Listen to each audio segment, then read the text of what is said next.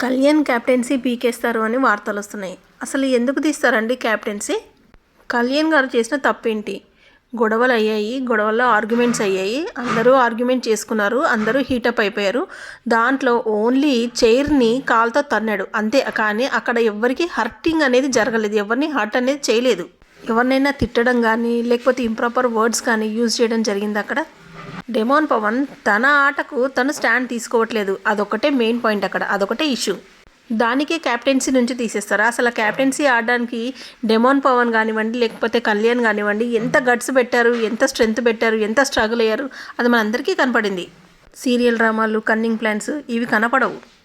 దివ్య గారిని తీసేయడానికి తనుజ గారు ఎన్ని మాస్టర్ ప్లాన్స్ చేశారు, ఎన్ని ఇండైరెక్ట్గా ఒక్కొక్కరికి ఒక మాట ఇంకొకరికి ఇంకొక మాట చెప్పి మొత్తానికి దివ్యని దివ్య గారికి పిఆర్స్ గట్టిగా లేనందుకు maybe she's coming to the bottom, అంతేగాని she deserve to be in the top 5.